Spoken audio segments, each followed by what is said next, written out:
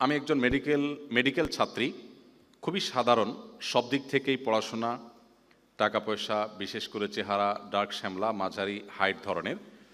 আমার চেহারা নিয়ে আমার কোনো ক্ষোভ নাই, কিন্তু যেহেতু বিয়ের সময় হয়েছে, আমার আম্মু আমার চেহারা নিয়ে বেশ হীনম্মন্যতায় ভোগেন। মুখের উপরেই বলেন, যেহেতু আমি অসুন্দর, কোনো ভালো যোগ্য পাত্র আমি পাবো না। আমার কোনো প্রশ্ন নাই, তবে যদি কোনো কিছু আমার মায়ের উদ্দেশ্যে বলতেন, যাতে তিনি আল্লাহর উপর সম্পূর্ণ ভরসা রেখে তারপর আমার বিয়ের জন্য ছেলে খোঁজেন। প্রথম যে পুরুষকে দেখবে সে সাথে সাথেই যেন বিয়ের জন্য জোরাজোরি না করেন। দেখুন, আপনারা তো অনেকে হেসে দিয়েছেন প্রশ্ন শুনে, কিন্তু এই প্রশ্নটি আমি এর আগেই পড়েছি। প্রশ্নটা পড়ে আমার কাছে বেশ খারাপ লেগেছে। ভেবেছি যে এখানে 100-150 প্রশ্ন আছে, যদি 10টা প্রশ্নের উত্তরও দিই তাহলে এই বোনটার প্রশ্নের উত্তরটা দেব। কারণ এই বোন আশা করে প্রশ্ন করেছেন যে আমি হয়তো এই প্রশ্নের উত্তরে কিছু কথা বলবো যেগুলো তার মাকে তিনি শোনাবেন। হয়তো তার যে অশান্তি, তার দুঃখ, তার কষ্ট, তার ফ্যামিলিতে যে তার প্রতি টর্চার হচ্ছে, মেন্টাল টর্চার, সেটা হয়তো কিছুটা কমবে। দেখুন, দুর্ভাগ্য আমাদের, আমরা অনেকে নিজেকে মুসলমান দাবি করি, অথচ আমাদের আচার আচরণে আমরা মুসলমান নই। আমাদের প্রিয় নবী সাল্লাল্লাহু আলাইহি সাল্লামের সবচেয়ে কাছের, সবচেয়ে ভালোবাসার, সবচেয়ে আপন মানুষগুলোর মধ্যে থেকে একজন ছিলেন বেলাল রাদিয়াল্লাহু তাআলা আনহু। বেলাল রাদিয়াল্লাহু তাআলা আনহু কিন্তু একসময় কৃতদাস ছিলেন, আবার গায়ের রং ছিল কুচকুচে কালো, নিগ্রো। আবার তিনি কিন্তু আরবের মানুষ ছিলেন না, বাহির থেকে আসা মানুষ ছিলেন। এতগুলো তখনকার আরব, বিশেষ করে ইসলাম পূর্ব আরবের মানুষের মধ্যে যে মানুষের প্রতি ঘৃণা প্রকাশের যে কারণগুলো আছে, তার সবগুলো কারণ বিদ্যমান। এরকম একজন মানুষকে নবী সাল্লাল্লাহু আলাইহি সাল্লাম ভালোবাসার জায়গায় স্থান দিয়েছেন, তার মসজিদে মুয়াজ্জিন হিসাবে নিয়োগ দিয়েছেন, সম্মানের জায়গায় তাকে বসিয়েছেন। এটাই ইসলাম। অতএব কারোর চেহারার অসৌন্দর্য বা চেহারার কাটিং ভালো না, বা গায়ের রংটা হয়তো শ্যামলা বা কালো, এই কারণে কাউকে যদি তাচ্ছিল্য করা হয়, তাকে যদি অপমানকর কথা বলা হয়, মন খারাপ হওয়ার মতো কথা বলা হয়, সেটা যদি খোদ বাবা মাও বলেন, তাহলে এই বাবা মা আল্লাহর কাছে পাপিষ্ঠ এবং অপরাধী হিসাবে বিবেচিত হবেন, এবং কিয়ামতের ময়দানের বিচার হবে।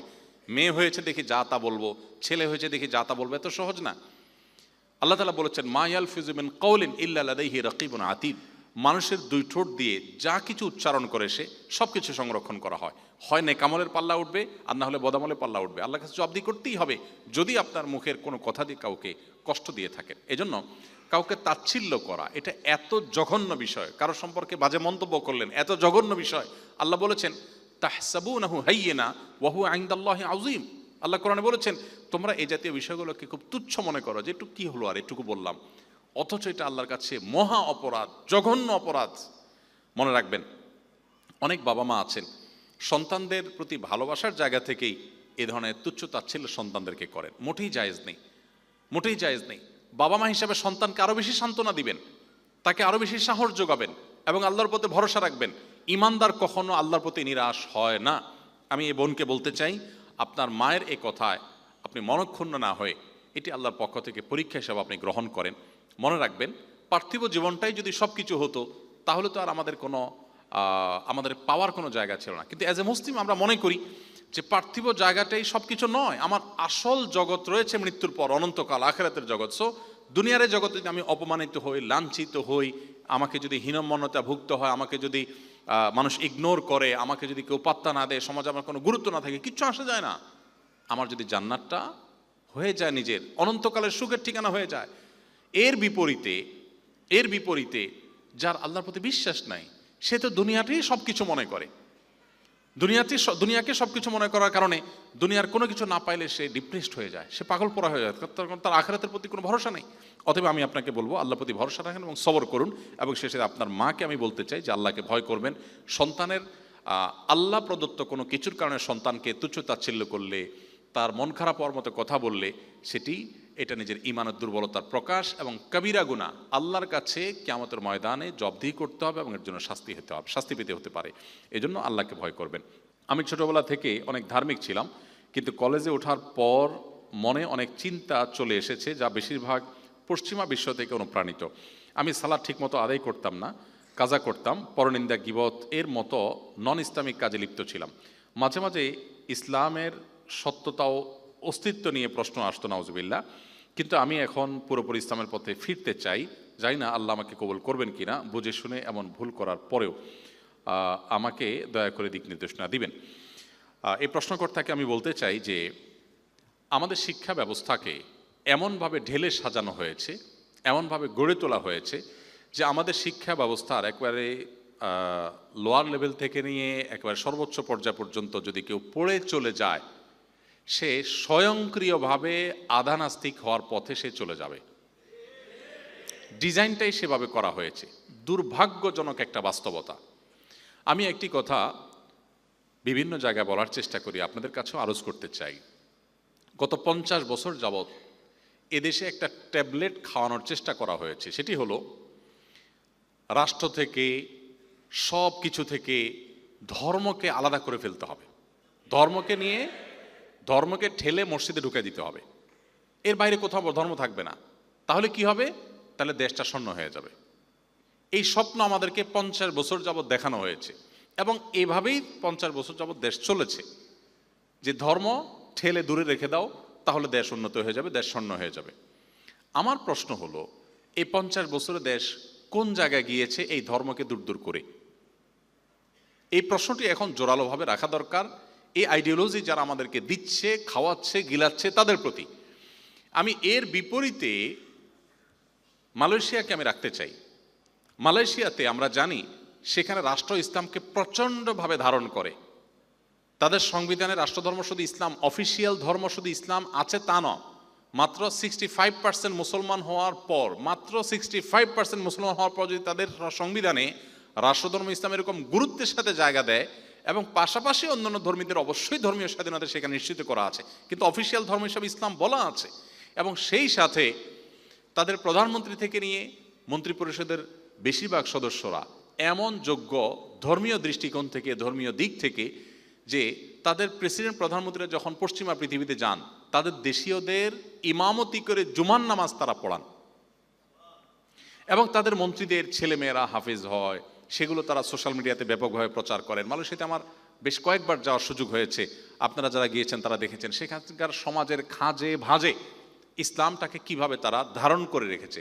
সেখানে মহিলা পুলিশ যারা আছে তাদের দেখবেন যে মাথায় একটা সুন্দর করে কাপড় স্কার্ফ দেওয়া আছে। এভাবে প্রত্যেকটা খাঁজে ভাজে আপনি ইসলাম দেখতে পাবেন, খুঁজে পাবেন। তাদের শিক্ষা সিলেবাস, তাদের রাজনীতিতে, তাদের রাষ্ট্রীয় কর্মকাণ্ডে, তাদের সংবিধানে বিভিন্ন জায়গায় ইসলামকে খুব চমৎকারভাবে তারা স্থান দিয়ে রেখেছে। আমার প্রশ্ন হলো, ইসলামকে ধারণ করে মালয়েশিয়ানরা কি আমাদের চাইতে পিছিয়ে গেছে না এগিয়ে গেছে? কতটা এগিয়েছে যে আমাদের মন্ত্রী মিনিস্টাররা আমাদের দেশ থেকে কাজের জন্য, চাকরির জন্য আমাদেরকে নেওয়ার জন্য বসে থাকতে হয় তাদের কাছে গিয়ে। তো তারা আমাদের চাইতে কম সময়ে আমাদেরকে পেছনে ফেলে অনেক দূর চলে গেছে। কই তাদের ধর্ম পালন বা তাদের ধর্মকে ধারণ করা তো তাদের অগ্রগতির পথে বাধা হয়নি? আমি একটি কথা প্রায়শই বলার চেষ্টা করি। 2010 সালের জরিপ অনুযায়ী বাংলাদেশে 3.25 লক্ষ মসজিদ ছিল, সেটা হয়তো এখন 4 লক্ষ হয়েছে। 4 লক্ষ মসজিদে শুক্রবারে জুমার দিন 12:30 থেকে 1:30 পর্যন্ত এই টাইমটাতে গড়ে যদি প্রত্যেকটা মসজিদে 150 কোটি মানুষ থাকে, মুসল্লি যদি উপস্থিত হয়, তাহলে 6 কোটি মানুষ প্রতি সপ্তাহে ইমাম খতিবদের অ্যাড্রেস শোনার সুযোগ পান। বাংলাদেশের সবগুলো গণমাধ্যম একযোগে যতজন ভিউয়ার থাকে, যতজন দর্শক থাকে, তাদের সংখ্যা যোগ করলে অবশ্যই 6 কোটি হবে না। এমন পিক টাইম নেই যে একসাথে সবগুলো টিভি চ্যানেলের দর্শক 6 কোটি, দূরের কথা 1 কোটিও হয়, অসম্ভব। তো যে দেশের মসজিদগুলো দেশের বৃহৎ জনগোষ্ঠীকে প্রতি সপ্তাহে অ্যাড্রেস করার সুযোগ পায়, সে ইমাম সাহেবদেরকে যদি আমরা প্রশিক্ষণ দিয়ে তাদেরকে যদি রাষ্ট্রের উন্নয়নে আমরা সংযুক্ত করতে পারতাম, সম্পৃক্ত করতে পারতাম, আমাদের পাঠ্যপুস্তকে, আমাদের শিক্ষাক্রমে যদি ধর্মীয় শিক্ষাকে আমরা গুরুত্ব দিতে পারতাম, তাহলে আজকে যিনি প্রশ্ন করেছেন তার মধ্যে এই মেন্টালিটি তৈরি হতো না। এটি বাস্তবতা যে আমাদের অনেক ধার্মিক ছেলেমেয়েরা তারা স্কুল কলেজে এসে, জেনারেল শিক্ষার এই জগতে এসে একটা পর্যায়ে তিনি নিজের অজান্তে ধর্মকর্ম থেকে তিনি সরে যাচ্ছেন। আমার প্রশ্ন হলো, এই দেশের প্রায় যত মুসলমান আছেন, প্রায় বেশিরভাগ মুসলমান, আমি কোনো পার্সেন্টেজ উল্লেখ করতে চাই না, বেশিরভাগ মুসলমানই তার সন্তান স্কুলে পড়লেও একটা টাইম যেন সে কোরআন শিখে, ধর্মকর্ম শিখে, নামাজ শিখে তার জন্য একজন হুজুর রাখেন। অথবা মক্তবে পাঠান। তাহলে ইন্ডিভিজুয়াল প্রচেষ্টায় তার সন্তানের ধর্মীয় শিক্ষা তিনি নিশ্চিত করার জন্য চেষ্টা করছেন। যদি আমাদের পাঠ্যক্রমের মধ্যে, যদি আমাদের শিক্ষা সিলেবাসের মধ্যে ধর্মীয় শিক্ষা পর্যাপ্ত যতটুকু প্রয়োজন ততটুকু যদি থাকতো, আমি বলছি না যে আমাদের পাঠ্যক্রমকে একেবারে ইসলামিক করে ফেলান, সবাই আলেম হয়ে যাক, সেটা বলছি না, যতটুকু তার ধর্মীয় শিক্ষা প্রয়োজন ততটুকু যদি থাকতো, তাহলে রাষ্ট্রের জনগণের ব্যক্তিগত প্রচেষ্টায় যে সন্তানকে নিয়ে যেতে হচ্ছে, নিয়ে আসতে হচ্ছে, আলাদা হুজুর রাখতে হচ্ছে, আলাদা মক্তবে পাঠাতে হচ্ছে, এই কাজগুলো করা লাগতো না, এগুলো আমাদের বেঁচে যেত।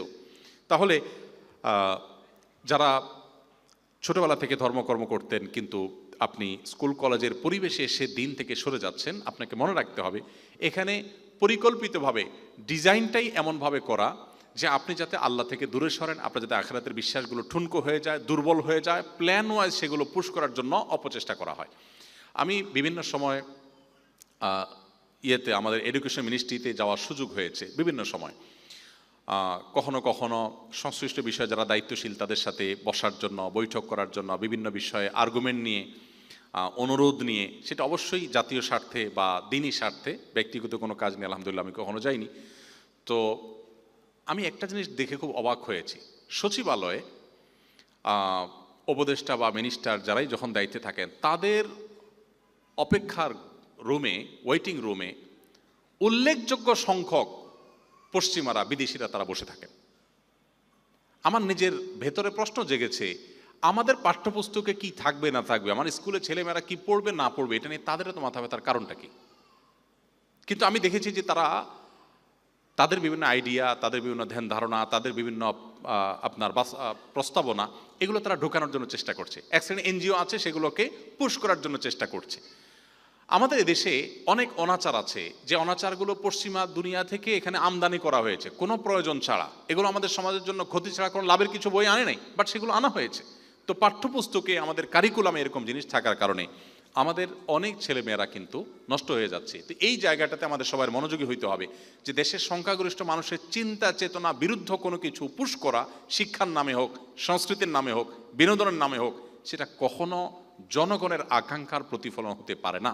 এই জায়গাটাতে আমাদের সবাই সোচ্চার থাকতে হবে, তা না হলে আমাদের পরবর্তী প্রজন্মকে আমরা কোনোভাবেই ধরে রাখতে পারবো না। অতএব যিনি এই প্রশ্নটি করেছেন তার উদ্দেশ্যে আমি বলতে চাই যে আপনার পূর্বের যে মানসিকতা ছিল সেটার জন্য আপনি অবশ্যই আল্লাহর কাছে অনুতপ্ত হবেন এবং আল্লাহ তাআলা ক্ষমাশীল, তিনি ক্ষমা করবেন। এখন আপনি ইসলামের পথে আসার জন্য অবশ্যই আপনাকে সার্কেল মেনটেন করতে হবে, ধর্মীয় সার্কেল, দ্বীনি সার্কেল মেনটেন করবেন, তাদের সাথে উঠা বসা করবেন এবং আল্লাহর দিকে ফিরে আসার জন্য কোরআন হাদিসের জ্ঞান অর্জন করবেন। ইনশাআল্লাহ আল্লাহ তাআলা আপনাকে সাহায্য করবেন। আস-সুন্নাহ ফাউন্ডেশন, উম্মার স্বার্থে সুন্নাহর সাথে।